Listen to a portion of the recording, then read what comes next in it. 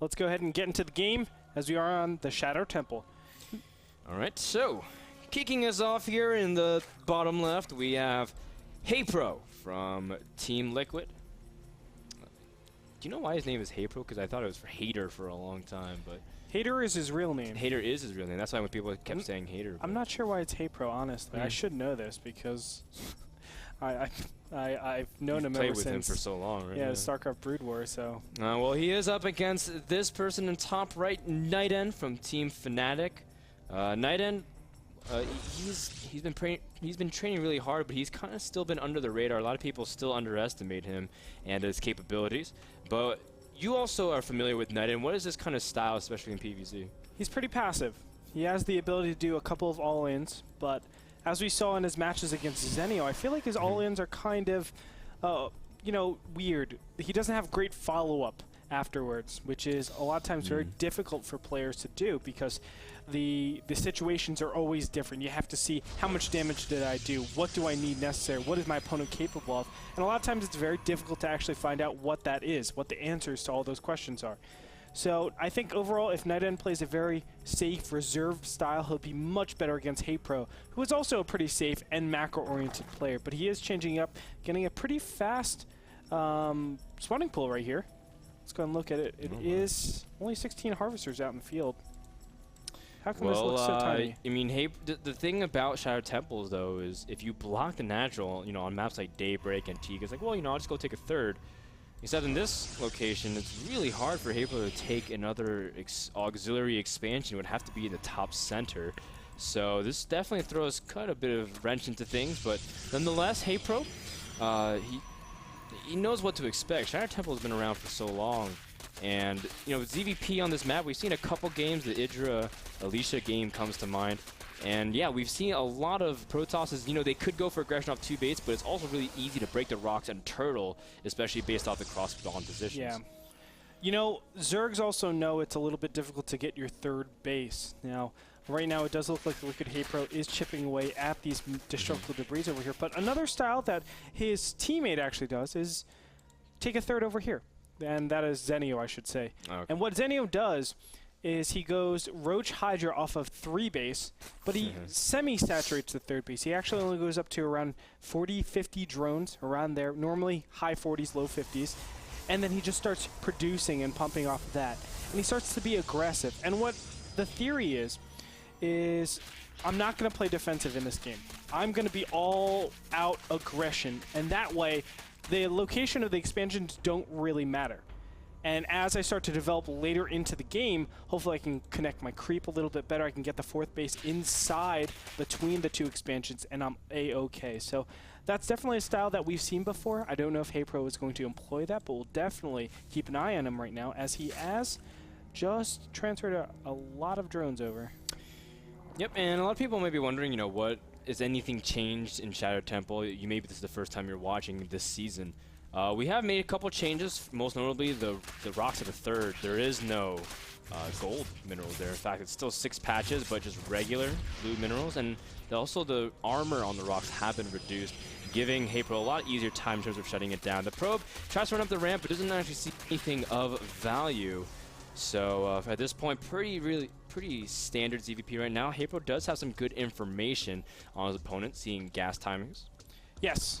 He sees right now at this point the 3rd gas time. He doesn't know if a 4th is up yet, but this is kind of an early 3rd gas. Normally you are not expecting some sort of +1 weapons, you know, 4-gate timing, just because you're going to delay it so much. Also the chrono boosts and their allocation. That's a very important thing to note when you are playing against Protoss, because a lot of times the chrono boost actually tells you what your opponent is capable of as well. So he sees all this chrono boost being allocated towards the Nexi. He shouldn't really be worried about any form of aggression, and he should start just droning up like crazy. Yeah, a couple of things really show lack of aggression. First of all, there's no, I mean, +1 usually he's getting chrono boosted as one of the first things that 100 gas is spent on. We see NightEnd's actually doing it much more passively, getting robotics. And the fact that HayprO doesn't see many follow-up gates either. In fact, his robo is incredibly fast. It's off the first 100 gas that NightEnd's really been able to capitalize after warp gates and sentries. And so now HayprO gets all the information, but with warp gates this delayed, HayprO has some pretty good time to react here. This is actually the exact build I do all the time. Really? You do one gate robo? Really I do one gate robo. I think it's a very strong way to actually proceed on. It's very safe and standard. The one big thing that actually throws a wrench in this build is going to be Zergling, Baneling drops. And the main reason for that is you prepare for these roaches. That's something that, you know, a lot of players do expect. It's the roaches, and you're really efficient against them because you have these super fast immortal count. But with Zergling Banelings, you're really able to bust, and you're able to kill off the sentries to stop your opponent from doing aggression. And of course, immortals don't do great damage against Zerglings. So it's going to be up to HayprO at this point to actually realize what his opponent is doing and then act from that. I feel like going just roaches actually leads directly into this fast robo build, and it gives NightEnD just the perfect opportunity to do whatever he wants. He can take expansions as he wants to, and he can also just macro up and, or excuse me, not macro, and do pressure as he wants. Well, HayprO's got 60 drones, and he's getting +1 as well as roach speed with a 4th hatchery on the way, so he's lining up everything for a huge three yeah, they are broaches, man. They are broaches. Well, actually, he's actually being really defensive with this. You can see the roaches and Zerglings on the top here. That's to defend against some sort of Warp Prison play. That's become very common these days, but looks like he will go down to the bottom ground. I don't know what he suspects at this point. HayprO can't really put his opponent on anything because he hasn't gone in with any of these overlords. I think that's the #1 thing that you always do. Well, I mean, he does have some pretty good information. Seeing like 4-gate robo transition is very normal. You can expect Immortal Sentry with some kind of upgrades afterwards. You can see Blink and +2, and this is a good time for HayprO to move in. But the problem is he doesn't have that much advantage in terms of pressuring a third base. Normally you see Zerg's able to really shut down any option for the third base to go up. And based off these positions, look at that. There's just such this incredible amount of layers that HayprO has to really chew through before he can get to the third base. Yep, and there's no way that HayprO can actually do anything about this with just ground. He needs some sort of mobility via muta, via drops.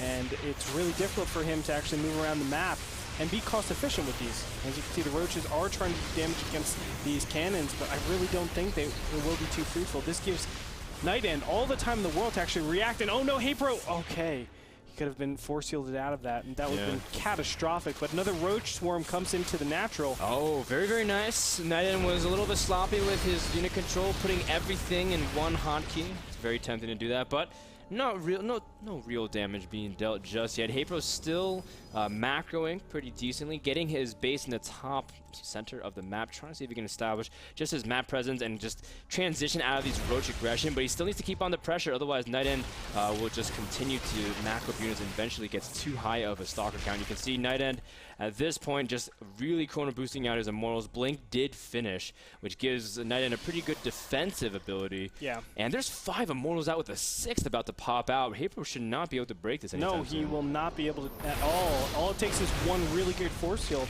And I really felt like NightEnD should have traded there. Just kill all the roaches. Immortals are just surprisingly strong against roaches. Surprisingly strong. Well, I don't mean like attacking them, but more so just defending against them. I mean, you can actually segment off a ton of those roaches and just have the trades. You know, have the stalkers and immortals trade out, and then after that, you have really great timing with your opponent. Has to commit all of those minerals and gas towards more units. And this is normally a phase where they like to transition into whether it be hydras. And what is going on with my mind? I just said hydras. Mutas or infestors, something like that. The trades at this point in time are actually really good for Protoss, and it kind of is a lot worse for Zerg. Yeah, I mean, you've seen Zerg's players try muta transition to really punish for overabundance of immortals. You can see 6 immortals take up 24 supply, which is a significant amount of the army. That's 1/4 of the army alone. And HayprO is maxed on Roach Ling at this point. You can see 40 Zerglings are in production right now, as well as double Evo chamber upgrades. Now the big thing is that those upgrades are very behind. HayprO does have +2 on his missiles, but if he's going to start switching over to Zerglings and whatnot, they don't have that much carapace upgrades, which means the Stalkers will be able to 3-shot them instead of 4. This is a really weird transition. I don't know why he kept going in with these roaches, but here we go, the big blink in. And oh my gosh. I think HayprO can't stop this. Well, this is just too he's many getting immortals. 5 infestors, and they should have pathogen glands finished by that time. HayprO doesn't have as much creep as you would like at this point in the center of the map to try to see if he can get surrounds and hold it off.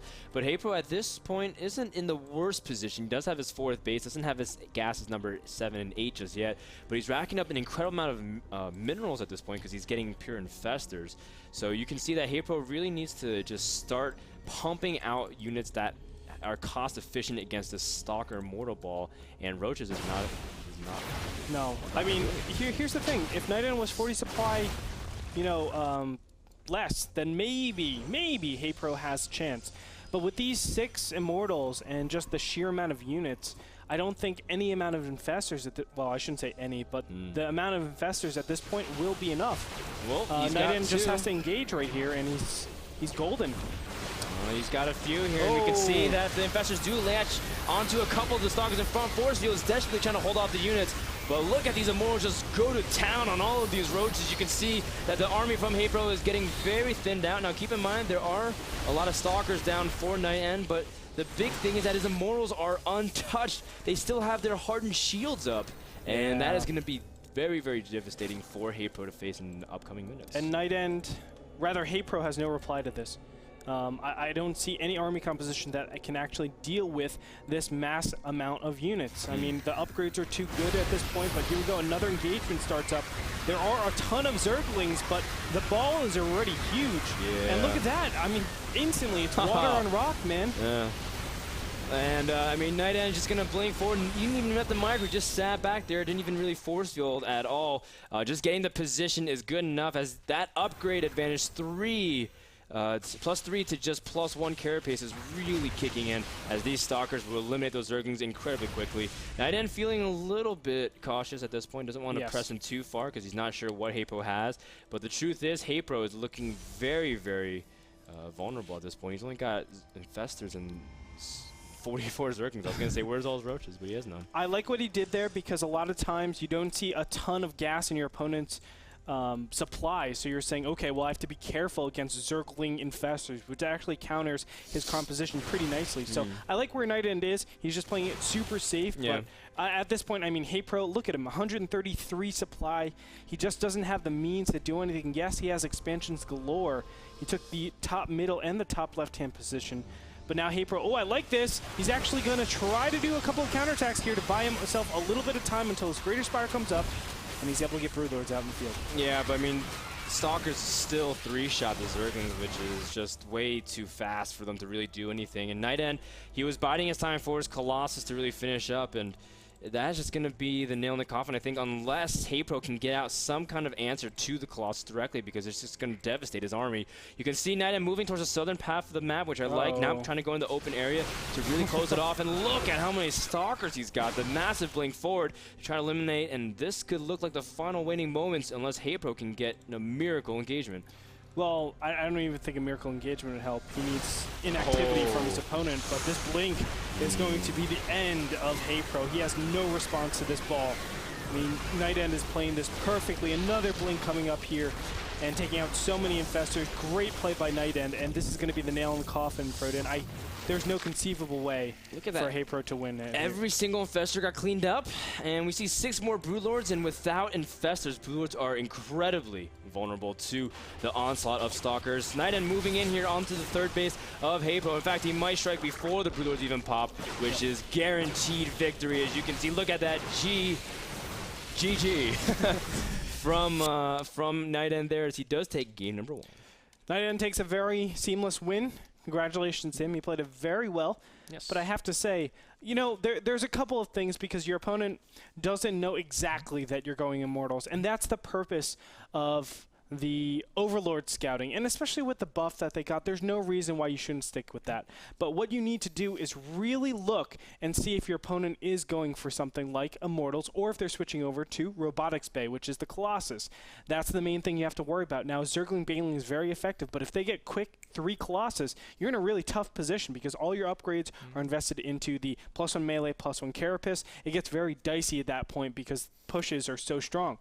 But if you would have seen that there was no Robotics Bay and Immortals were only being pumped there, Zergling Baneling is the choice. That's just what you do in that position. I think Roaches are just too tough to go to, and they won't really do any damage against a defensive, I guess, macro-style Protest that's trying to take their 3rd base. So HayprO drops game number 1 on Shattered Temple, but he has map choice. We want to thank Epson, the people who made that game responsible. Check them out at epson.com. Don't go anywhere. More action from Division number 1 here in Week 6 of NASL Season 3 is coming up right after this.